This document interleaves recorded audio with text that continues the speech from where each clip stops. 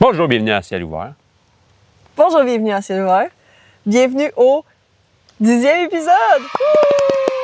Yeah! Parfait. Pour ce 10e épisode, on a décidé d'être plus... On s'est dit que c'est un moment historique. Un moment de tous les airs, de tous les temps, de tous les airs. Okay. Fait qu'on s'est dit, pourquoi pas faire un épisode de bonheur. Positif! Positivisme. Un épisode sur l'espoir. On a dit 9 affaires qui étaient chiantes dans le monde, puis là, enfin, la 10e est la bonne. Parce que surtout le dernier épisode, là, je sais pas si vous l'avez vu, mais à la fin, on était quand même assez... mettons qu'on a pogné un down pas mal, je trouve. Qu'on se disait... Un down sociétaire. Ouais, un down sociétaire. Qu'on était un petit peu découragé, puis on s'est dit, garde, faut donner un peu d'espoir aussi, pas tout est mauvais. Donc, c'est pour ça. On va vous donner... En tout, on a 4 bonnes nouvelles, je pense. Isaac, il y en a une qui se développe en sous-point, on va dire. Oui. Puis moi, je suis allée plus dans la... sans nécessairement qu'il soit beaucoup en détail, mais plus dans la quantité, vous dire comme, hey, il y a des bonnes choses aussi. Donc, on va commencer tout de suite. Ma première, c'est par rapport au climat. Parce qu'on se fait souvent dire avec le réchauffement climatique en ce moment, c'est comme on est le 19, puis là, on est en T-shirt dehors. Oui, on est le 19 octobre. 19 octobre. Puis il fait beau et chaud. Ouais. Il fait 20 degrés, je pense, aujourd'hui à Sherbrooke. Donc, c'est ça. C'est vrai. C'est ma nouvelle de la date de 2020, des données de 2024, mais c'était en 2024, pour la première fois en Europe, que l'énergie solaire devenait la principale source d'électricité. C'est bon, ça? Non? Parfait. J'arrive à 22,1 de toute l'électricité dans l'Union européenne qui est faite avec des panneaux solaires. Puis, pour la première fois, ça surplante le charbon. Ouais, donc, les énergies fossiles. Faut pas oublier, ils ont une guerre, puis là, le pipeline qui était censé aller en Europe a été brisé, a été déconstruit au complet par les Américains. Mais c'est pas juste c'est pour ça qu'il a poussé à avoir plus de sources renouvelables aussi, je pense. Oui, bien, il y a aussi le fait que le temps ensoleillé a beaucoup augmenté. Ah oui? Les dernières années, je pense que W réchauffement climatique. C'est ça, c'est comme un positif-négatif parce que il y a eu beaucoup de canicules dans les dernières années en Europe, en tout cas. Fait qu'il y a eu beaucoup de soleil, puis il y a aussi beaucoup de panneaux solaires qui ont été installés. Fait que c'est pas juste on a augmenté, c'est qu'il y a aussi de l'installation de panneaux solaires. Puis pour donner une petite statistique, les combustibles fossiles passent de 39 en 2019 à 29 en 2024. OK. Fait qu'il y a quand même une diminution de 10 Ouais. Donc, on le prend bien. Moi, je pense que c'est bon. Puis, je précise aussi par rapport à la Chine. La Chine, eux, ils ont plus de la moitié des panneaux solaires dans le monde d'installer. Puis, je vais vous montrer un petit graphique. Exact, je vais te le montrer là parce que tout ça, on va voir. Bien, comme tu vois, ce qui est en vert, c'est la Chine. Donc, c'est quand même... Tu vois qu'ils ont plus que la moitié. Puis, ça a été fait, je pense, avant 2024. Fait que là, tu vois que les prévisions pour 2024... J'ai pas regardé si c'était ça finalement, là. Mais ils prévoient que c'était 56 Je pense que c'était même plus. Je pense qu'ils se prennent plus. 56 de la Chine qui allait avoir... La Chine, ils font vraiment... les panneaux solaires. Ils font vraiment tout. La Chine, ils essaient d'être le plus énergie indépendant. Fait qu'ils font vraiment tout. Panneaux solaires, turbines éoliennes, nucléaire. Ouais. Ils font vraiment tout. Ils font beaucoup d'énergie. Ils font beaucoup de... renouvelable, mettons. Les deux. Ils font les deux. Okay. Ils font non, mais je trouve que c'est dans une bonne avancée pour enlever ce qui est plus utilisé pour l'énergie fossile puis les énergies renouvelables. Nous, au Québec, on est quand même chanceux à cause de l'eau. Ah, on aurait pu rester avec une mentalité vieille, je pense. Oui, c'est vrai. C'est vrai qu'on a décidé aussi de... Puis ça va bien faire un segue à mon sujet tantôt. Parfait. Mais en tout cas, ça, c'est la première. Comme je l'ai dit, c'est pas des grosses nouvelles détaillées, mais c'est pour des fois... C'est difficile? C'est difficile de trouver des bonnes nouvelles? Oui, ça n'a pas été facile. C'est très difficile.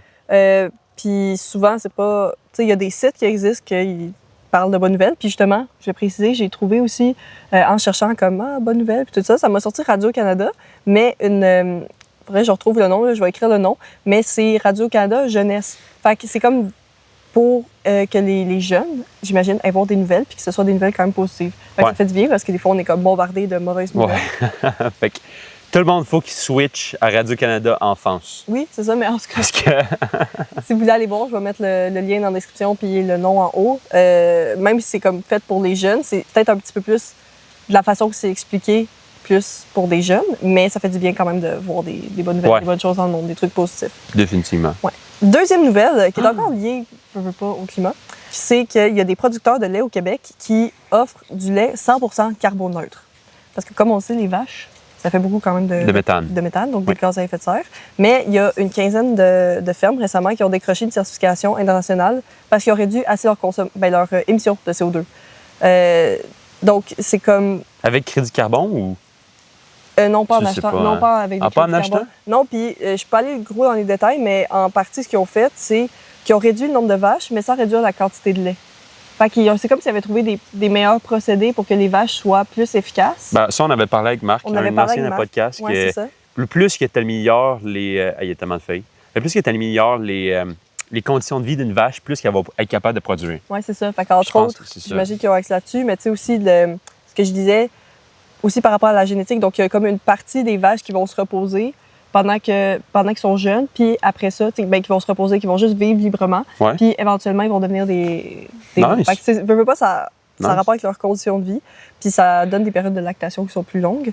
Ils utilisent aussi moins d'engrais minéraux, puis ils font des rotations des cultures. Donc, Ouais, ça, c'est longtemps que ça existe, mais je pense que toutes les nouvelles technologies qui sont implémentées Oui, là-dedans, là, je c'est pense. ça. Puis là, comme je disais, c'est comme 15 fermes laitières pour le moment, mais il y a un mouvement qui se promène un peu de ferme en ferme puis qui aide les personnes agricoles à réduire leur émission de CO2.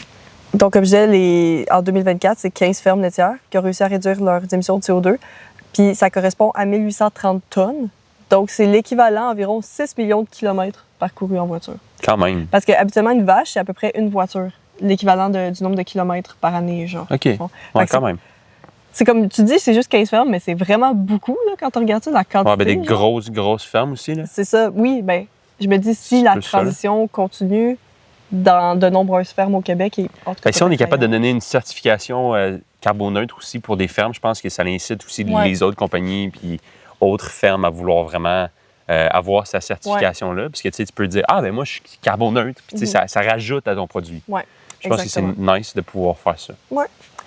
Prochaine nouvelle, Oh. qui est plus l'aspect technologie, ce qu'Isaac aime habituellement. Mhm. En fait, je trouve que c'est une bonne nouvelle pour les consommateurs aussi, parce que maintenant, il y a une loi qui est passée en 2023, mais qui a comme plusieurs étapes, si on veut. Fait que, Ouais. tu sais, mettons, là, l'étape qui est arrivée récemment, c'était le 5 octobre 2024, puis c'est la loi qui empêche l'obsolescence programmée. Ouais. C'est quoi l'obsolescence programmée? C'est quand il y a des compagnies qui ne fournissent pas certaines pièces de remplacement pour pouvoir continuer à avoir une vie plus longue pour les morceaux de téléphone. Oui, Non? oui et non. Ben, ça a rapport, mais c'est plus le fait de créer des produits Qui vont briser. Oui, c'est ça. Ouais. Genre qui font par exprès Ouais. pour réduire l'espérance de vie dans le but que tu rachètes le produit. Genre. Oui, mais à cette heure, c'est Ouais.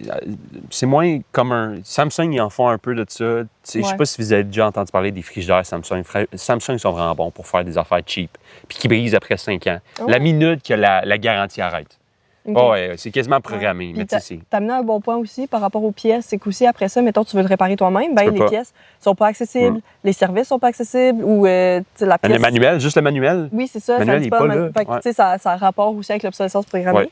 Ouais. Donc, depuis le 5 octobre, ce qui s'est passé, c'est que quand tu achètes un produit neuf, les fabricants et les commerçants sont obligés de t'informer sur les pièces de rechange, les services de réparation, puis les renseignements d'entretien. Fait qu'ils sont obligés de les avoir disponibles aussi. Ah ouais. Ouais. Imagine si tu achetais un char, puis tu n'avais aucun mécanicien pour le réparer. Il fallait que tu rachètes un nouveau char à chaque fois qu'il brise. Oui, c'est ça, ou les pièces. Tu peux pas changer cette pièce-là. Fait que c'est... donc, ça doit rendre aussi disponibles, les pièces de Ouais. rechange. Fait que c'est comme une partie information, on doit t'informer, soit dans le manuel, Ouais. tu sais, peu importe, mais il faut aussi rendre disponibles les services Ouais. de réparation ou les pièces de réparation. Mm. Donc, moi, je trouve que c'est un bon. là. C'est Ouais, bon ben pour ouais. le consommateur. Je trouve que c'est une bonne nouvelle. Je veux pas que... Tu sais, des fois, tu te dis, crime, les compagnies peuvent faire ce qu'ils veulent. Mais là, je trouve que c'est un bon exemple de comment Ouais, ben ouais. on peut quand même t'empêcher de faire ça. Puis parce que, veux pas, ça revient un petit peu à l'environnement. Ça revient beaucoup à l'environnement? En fait, ça revient beaucoup à l'environnement. What? Fait que mes nouvelles étaient beaucoup axées sur l'environnement, finalement. Oui. Mais, en tant que consommateur, c'est pas le fun de devoir tout le temps racheter de quoi parce que ça brise, ça coûte cher. Ah, parle-moi ça. Puis, en plus, environnement, voyons. Environnementalement. Niveau environnement. Concernant l'environnement. En tout cas, tu l'as. Ben, crime, tu fais juste jeter, c'est de la... Ah, c'est... Ouais. C'est tout. c'est que je cherchais mes mots, c'est de la... C'est de l'obsolescence programmée. C'est quoi tu veux Oui, dire? non, mais je dis que c'est du gaspillage. Ah, c'est du Ah. gaspillage. Les feuilles me tombent dessus. C'est du gaspillage. C'est du gaspillage, c'est ça. du le gaspillage. mot. Puis, cette nouvelle-là, parenthèse, je me suis inspirée de... On l'écoute ensemble. Infoman. Ah, pour vrai? Ah, Oui, ouais, ben, c'est vrai. parce qu'il en parlait dans l'épisode de cette semaine d'Infoman. Fait que là, je me suis dit, C'est cool. Puis, dans l'épisode d'Infoman aussi, si vous voulez l'écouter, tu résumes ça, mais il parle aussi du club Répare. Oui, c'est vrai, c'est vrai. Que c'est un groupe de personnes bénévoles qui se rencontrent à Montréal puis qui se proposent de réparer toutes sortes d'objets. Donc, ça peut être des vêtements, de l'électronique. Fait que j'ai trouvé ça quand même une belle initiative à mentionner. Si jamais vous voulez aller voir ça, on n'est pas commandité rien. C'était juste une petite précision. Vous faites l'effort de réparer vos affaires. Oui. Souvent, c'est plus simple que vous pensez. Ouais. Je sais, parce que je répare beaucoup d'affaires chez moi ou chez les autres personnes, puis le nombre de fois que c'est juste, il y a une vis qui n'est pas assez dure ou des affaires simples. Même des vêtements, des fois, ça vaut la peine. Des vêtements, tu peux juste prendre une aiguille puis un morceau de fil. Puis c'est pas important d'être beau.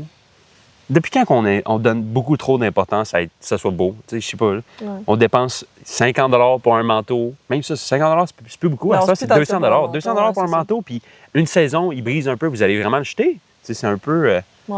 Mais bon. Je suis d'accord. Puis c'est pas... ça s'apprend quand même aussi. Oui, ben oui. T'sais, des fois, c'est juste de se mettre dedans, mais après ça devient aussi un réflexe, je pense. Oui, ben oui. Puis Isaac, il essaie de me montrer à avoir ce réflexe-là. Je le pratique moi aussi. C'est vrai. Donc, moi, c'était pas mal ça. C'était mes 3 nouvelles. Je vais juste partager. Là, tu veux que je parle du mien, hein, c'est ça? Oui, c'est ça. C'est une pour continuer avec toi. OK. Je vais juste partager de la positivité. OK. À ton tour. OK. Est-ce que toi aussi, c'est positif? Moi, ça a tendance positive. Okay. C'est pas nécessairement positif pour le moment, mais ça va être tendance. C'est une bonne tendance. Dans le futur, c'est utile. Yes. Entre 2022 à 2025, on voit de plus en plus des personnes de notre génération, des Gen Z. Ce qui veut dire de 1995 à 2000. Combien? Oui. 2000 quelque chose. Les Gen Z, c'est de 1997 j'étais proche. À 2012. OK, quand même. OK, peu importe. Ça pour dire que cette génération-là, qui est ma génération, la génération Laurence, c'est beaucoup, beaucoup de personnes qui sont de notre génération, surtout dans des pays qui sont plus pauvres, commencent à vivre des injustices, de la corruption profonde dans leur pays, toutes sortes d'affaires. Puis je pense que ça fait longtemps que ça existe, OK? Ouais, ça fait longtemps que ça existe. Nos parents, je me suis fait tellement dire d'histoires de corruption, de Richard Nixon dans les années 70, je sais même pas si c'est 70, peu importe, je suis pas assez vieux encore. Qu'est-ce que tu veux? Que tu vois de la corruption qui se passe à la télévision, mais tu as tout le temps le « Ah ben là! Puis tu sais, comment tu fais pour approcher le changement sociétaire pour enlever cette corruption-là, OK? Puis le Gen Z, en ce moment, toute la génération de Gen Z commence un mouvement de protestation. Des manifestations. Manifestations. Ouais. Je dis tout le temps la même heure. Non, c'est correct qu'à force de voir protestation, moi aussi, j'ai commencé à le franciser, mais dans le fond, non, c'est manifestation. Ouais. Ça pour dire que on a vu beaucoup de levées de personnes de notre génération pour essayer de changer le gouvernement, comme le plus présent en ce moment, c'est au Népal. Le Népal, en ce moment, on a vu une grande population... Oui, mais on a vu une grande population de génération Z qui avait comme drapeau le Jolly Roger de One Piece. Oui. Tu l'as déjà vu, toi, je pense. Mais tu m'en avais parlé. Oui. Ouais. Fait que ça, c'est le nouveau drapeau de la Révolution. Mais ça représente quoi? Non, parce que moi, j'ai pas écouté One Piece. Y a-tu une signification à ce drapeau-là? OK. La volonté de changer, la volonté d'être gagnant à la fin, je pense que ça a beaucoup rapport avec ça. Ça tourne aussi beaucoup autour de ça, OK? Mais pourquoi ils se mobilisent, d'après toi, OK? Selon toi, si tu avais à théoriser, pourquoi les personnes de notre génération se mobilisent beaucoup? Mais là, tu as parlé de... Si tu regardes en ce moment, comment que toi, tu te sens envers la société? Je vais te dire qu'est-ce que moi, je pense après. OK. Mais là, tu as parlé de corruption. Mm-hmm. Moi, j'ai l'impression qu'on ne peut pas compter sur les gouvernements.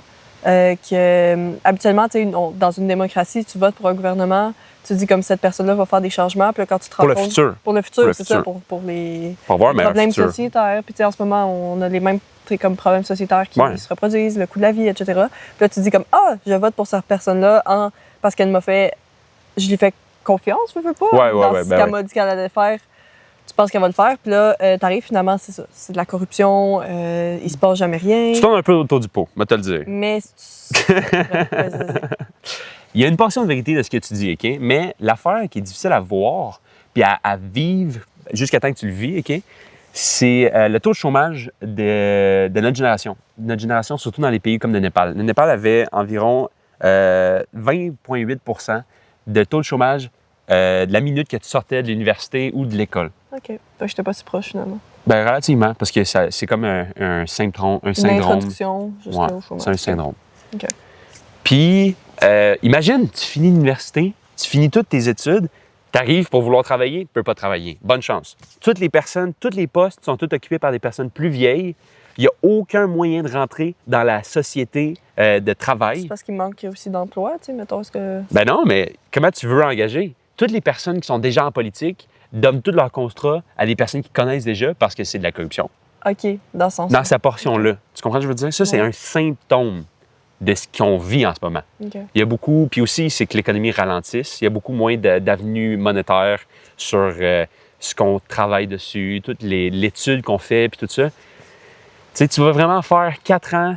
En fait, tu vas faire 2 ans de cégep, bien pour nous particulièrement, là, 2 ans de cégep. Après, tu finis 4 ans d'université pour. 3 ans. Ça dépend pour certains. Là, ça mais, dépend des programmes. tu sais, je vous dis. 3, il y a 4 ans. on voit beaucoup. Ouais, mais on voit beaucoup de personnes qui se disent ah, tu sais, j'aimerais peut-être prendre ça une année sabbatique ou des affaires comme ça, des pauses, etc.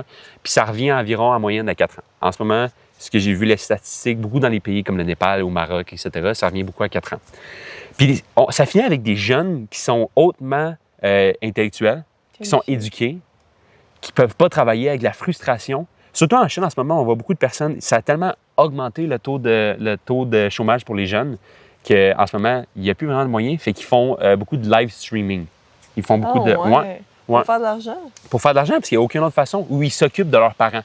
Parce que leurs parents, ils ont un job. Parce que leurs parents sont plus vieux, ils ont réussi à percer à travers. Puis ce qui est intéressant avec ce taux de chômage-là, c'est que dans des pays plus civilisés, des personnes plus. Des pays moins du tiers-monde, puis pas pour dire qu'ils font partie du tiers-monde, c'est des mondes développés, mais juste avec une économie globale plus grosse. Ça tourne environ de 12 à 15 % OK, quand même. Nous, ça tourne de 12 à 15 % etc.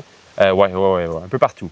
Puis, tu sais, ça augmente un peu en ce moment à cause d'une situation économique en ce moment, mais tu sais, environ, ça tourne. On a même un graphique pour ça. Puis tu as dit 20 Graphique. Graphique. Tu as dit 20 dans les autres pays? C'est ça que tu as dit au début? Check, j'ai les statistiques. Au Maroc, 35,8 % De chômage? en 2025. Ouais. Tabarnouche. Pour les jeunes. OK, mais quand même. Au là, Népal, 20,8. En Indonésie, 14. En Philippines, 12. Ça ce dit qui est pas... la tranche d'âge? Non. Ah, c'est de 15 à 24 ans. OK. Tous les pays un peu plus bas, comme Philippines puis Indonésie, c'est des pays qui ont un vraiment bas taux de chômage parce qu'il y a tout le temps de la job, parce que c'est du cheap labor pour nous, OK?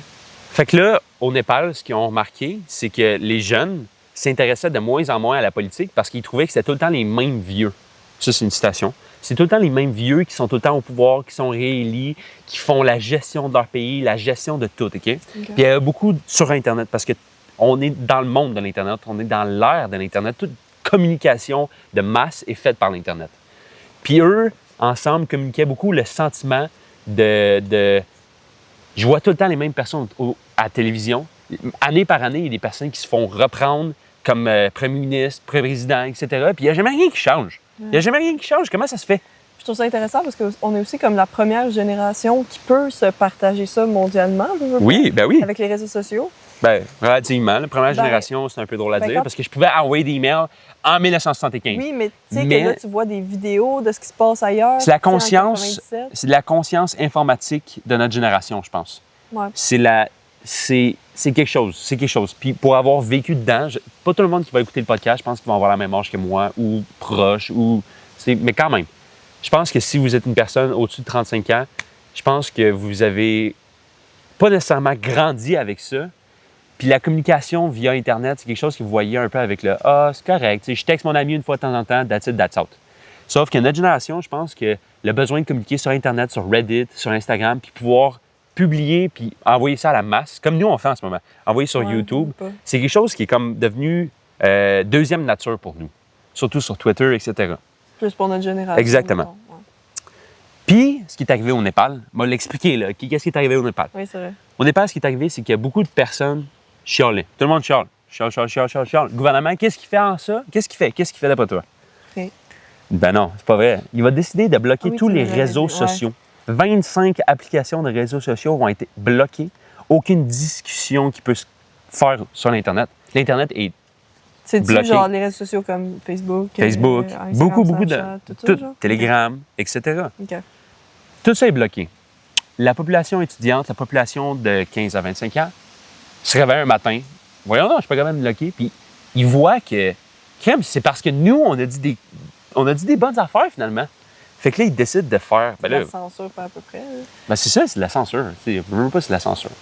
Puis ils décident de prendre leur flambeau puis de dire, OK, on va aller voir, on va aller parler au gouvernement. Puis finalement, ça finit en Ils ont mis le feu. révolte. Ils ont mis le feu au Parlement. Oui, puis le président, il s'est enfui avec la... excuse. Fait que le président s'est enfui avec l'armée à la fin, tu sais. T'en penses quoi, ça, toi, de ça? Parce que manifestation, OK, mais le fait de mettre le feu... Ben, je pense, on en a déjà parlé, OK? Je pense que c'est triste à dire, mais on est rendu là. On est rendu avec un monde que avoir des discussions amène pas mal à rien. Mais tu sais, la violence On en parle aussi, c'est pas tellement. mieux. Je suis d'accord avec toi, mais est-ce que tu es prêt à dire que la Révolution française a apporté la paix dans le monde? Ben, Moi, je vais te dire pourquoi oui, OK? Ça empêche une personne, un roi, de dire « Moi, j'aime pas ces personnes-là, je vais aller en guerre contre eux. » Puis tout le monde est obligé d'aller en guerre contre lui, contre l'autre pays. Parce que une personne a décidé comme ça. Ou une personne a dit au roi, ben là, ils ont dit ça. Ils ont dit que t'étais pas un bon roi, puis tout ça. Puis là, ça l'enlève. C'est la démocratie. Ça a rapporté la démocratie. La Révolution française, c'est ça que ça a fait. OK? oui. Ben, j'aime moins la partie coupage de tête. Là. Je suis d'accord avec toi, Je comprends mais... qu'il faut... Des fois, il faut comme mettre son pied à terre. Puis oui, il y a eu des morts, mais moi, j'aimerais te dire puis théoriser que un changement de société apporte beaucoup moins de morts. Le fait que tu restes dans l'ancien système, le fait que tu te fais corrompre, le fait que tu laisses tes habitants avoir une pas bonne situation dans leur vie, etc., ça apporte plus de morts à la fin. 126 morts comparé avec des milliers de morts qui sont morts. Oh, j'ai dit mort trop de fois. Des milliers de morts qui sont morts. Des milliers de personnes qui meurent juste parce que le système de la santé n'est pas bon, il marche pas, fonctionne pas, rien marche. Je trouve que c'est pire. C'est pire! On va pas se leurrer ici. Là. Même affaire, on a besoin de ça au Québec, une réforme. On a besoin de réformes constantes, mais que ça fait au moins 50 ans qu'on n'est pas capable de passer une réforme parce qu'on a beaucoup de corruption. Ouais. Puis eux, je pense qu'ils étaient tannés. Ils ont juste pris leur claque, puis sont allés dire au premier ministre ou au président, je veux quelque chose de nouveau. C'est Puis le quoi qui s'est président... passé après? De quoi? Ben, tu sais, une fois, mettons, le président il est parti avec les militaires et tout ça. Est-ce Ouais. que... là, Les Gen Z ont ramassé après. Je sais pas si t'en Oui, ça, j'ai vu. Ils ont tout... Oui, parce qu'ils ont une bonne conscience. Ils ont Il y a une bonne compris conscience que- de société disant que c'est un renouveau. Ils ont fait des élections sur Discord, savais-tu ça?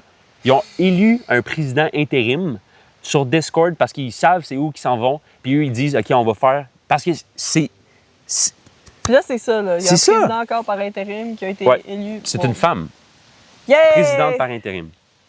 Puis, tu sais, cette femme-là a travaillé déjà dans le gouvernement, puis c'est une personne depuis les... Ça faisait au moins 30 ans qu'elle était au gouvernement, puis que c'était une personne qui disait beaucoup qu'il y avait de corruption.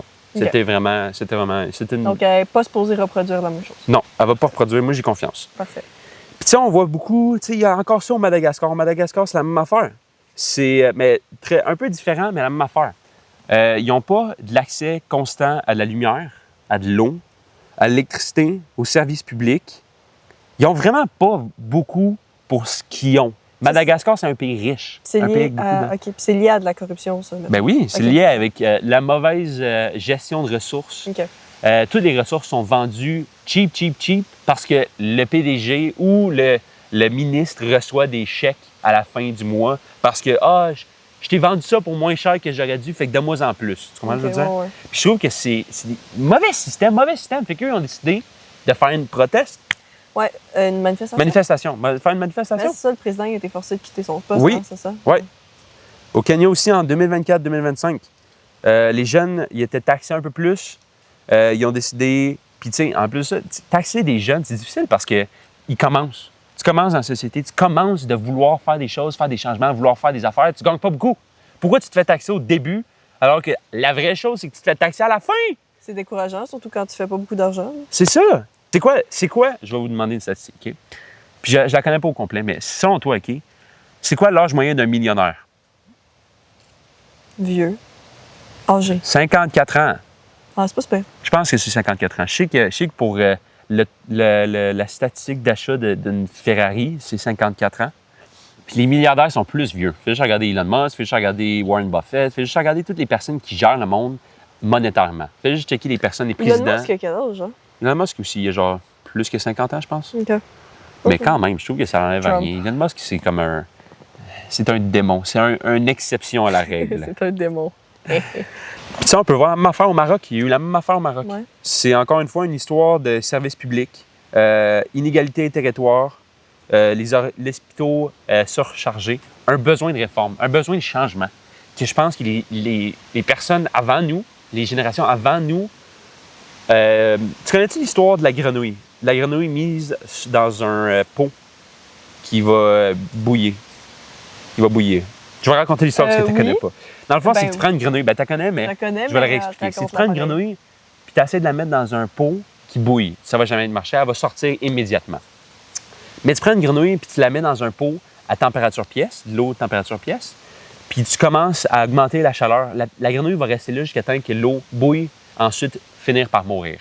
Je trouve que les générations avant nous étaient la grenouille qui a été mise dans une eau de température pièce, puis la chaleur a augmenté de plus en plus. Je trouve que c'est des personnes qui ont vécu à travers une période de changement, que un petit changement, un petit peu, tu le remarques pas beaucoup. C'est quelque chose qui est difficile à voir sur une longue période de temps.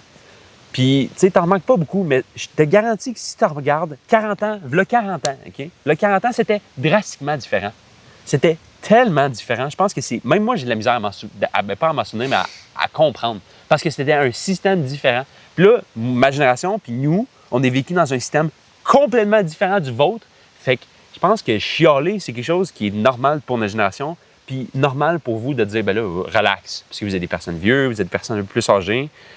Mais là, pas tout le monde, là. Non, pas tout le monde, mais les personnes que... Je trouve que c'est pour ça que notre génération essaie de vouloir faire du changement, parce que c'est notre époque. C'est notre époque, puis je trouve que c'est difficile de se faire tout le temps dire par des personnes qui sont un peu plus vieux, de se dire, ben là, relax, là, c'est correct. C'est correct. Non, c'est pas correct. Non, c'est pas correct. C'est pas correct. Le système de la santé au Québec, puis là, c'est un peu plus... Là, c'est local. Là. Ouais. Le système de la santé au Québec marche pas bien. On dépense des milliards de dollars sur des compagnies qui font faillite 2 ans après. On dépense sur sa clique qu'on s'est fait complètement fourrer. Ouais. Mais restons. On reste, oh my God. Bonheur, OK? Bonheur. Non, mais c'est pas bonheur. On veut pas juste non plus. On vit espoir. Pas dans un monde. Moi, c'est ça mon mot. C'est espoir. Mais je trouve que le message que tu renvoies, c'est que des fois, quand on met son pied à terre, puis qu'on. Ensemble, parce que j'ai l'impression aussi que c'est une affaire de communauté. Tu sais, tout seul, des fois, toi, même si c'est beau chialer, ça changera pas rien, mais quand tu te rallies avec les autres et avec des gens qui ont la même pensée que toi, comme dans les pays que Isaac vient de nommer. Ben, attends. J'ai un graphe. Oui. Ça, c'est tout là où que les Gen Z protestes se font. OK. Check. Il y en a partout! Il y en a partout! Attends, montre. Oui. Je suis en train de tomber. C'est beaucoup dans des pays moins riches. Oui, c'est ça. Oui. Est-ce que tu penses, parce que au Québec, tu penses que ça pourrait se passer? Ben, j'ai l'impression qu'on est souvent reconnus comme des gens qui sont comme qui sont beaucoup dans l'acceptance. Je m'excuse, surtout le Canada, là, le classique. Oui, mais on est riche. Tout le temps, on est riche. On est vraiment chanceux. Les personnes là où les Gen Z protestes se font sont beaucoup, beaucoup moins chanceux que nous. OK, c'est ça. C'est dans le sens aussi, comme tu disais, ils vont manquer de services publics. Exactement. Ils vont se faire couper, censure aussi. Exactement. Là, ça les pousse à agir. Mais ici, oui, on a des problèmes, on n'est pas dans une situation au point qu'on se ramasse dans les rues, qu'on mette le feu au Parlement à Québec. Oui, mais je pense que c'est générationnel. C'est quelque chose que, dans toute ma vie, je vais me battre pour le changement d'un système. J'ai fait une liste de choses qui changent après, comme on a dit tantôt, le Népal ou Maroc, etc., qui changent. Je vais vous la lire. En politique, il y a souvent un gouvernement renversé, comme le Bangladesh, le Sri Lanka, le Madagascar et le Népal. Des réformes imposées aussi, des grosses réformes, des retraites de loi fiscale, comme au Kenya. Ça, c'est un autre que j'ai pas parlé. C'est ils mettent comme le Big Beautiful Bill, que tout le monde n'est pas d'accord, que ça va juste avantager les personnes plus vieilles ou plus mises dans le système, riches, etc. D'avoir plus de prospérité. Puis moins de prospérité pour la nouvelle génération d'être enlevée. Eux, ils vont forcer d'enlever cette loi-là. Puis des modifications parlementaires aussi, comme en Indonésie. La démocratie réinterrogée. Réinterrogée? C'est toi qui l'écris en plus? Réinterrogée. Oui, re-questionner? Oui. OK, la démocratie re-questionnée. Oui. Une meilleure démocratie avec des meilleurs critères rediscuter de la démocratie qu'on profite en ce moment. Okay. Social. La jeunesse acquiert une culture politique affirmée. On voit beaucoup plus de jeunes qui sont impliqués politiquement, qui sont plus, à l'actualité. Ils s'intéressent beaucoup plus. Puis ça, moi, je trouve que c'est un avantage. C'est quelque chose de beau de voir des jeunes impliqués dans la politique. Quelque chose que toute ma vie, j'ai entendu dire « Ah ouais, mais vous, les jeunes, vous votez pas. » Je sais pas si on te l'a déjà dit, là. Oui. Ben, Tu sais, c'est quelque chose aussi, qui... dans les statistiques, on n'était pas ceux qui votent le plus. Non, mais je pense que c'est un retour de la jeunesse dans la vie politique. Oui. Ben, On le ça voit fait- en ça ce fait moment du- avec Zoran Mamdani, lui qui va devenir maire de New York, qui est très jeune. On voit beaucoup de jeunes en ce moment qui essayent de rentrer dans la politique. Puis je trouve ça nice, je trouve ça beau de voir Ben, c'est ça. assez bien. Je pense que ça amène un vent de changement. comme Oui. on dit. C'est aussi de la solidarité internationale.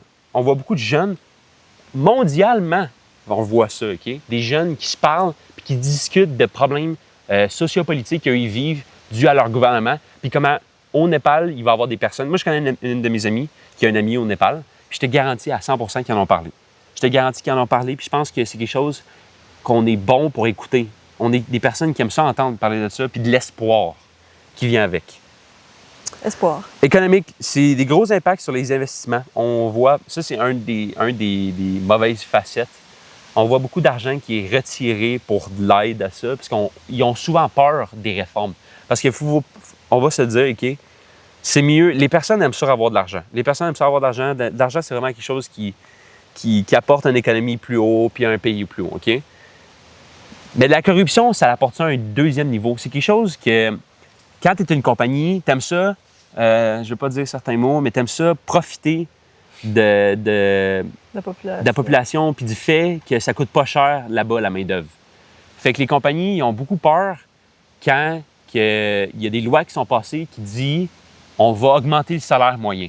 Fait qu'ils enlèvent beaucoup d'argent parce qu'ils sont comme ben là, je peux plus faire du linge au Népal parce que là, ça va me coûter 3 $ de plus. Tu comprends ce que je veux dire? 3 $ par morceau de linge. Mettons, les compagnies dans les pays plus riches comme, en tout cas, Nike, Oui, etc. ouais, etc. Nike envoie moins d'argent là-bas.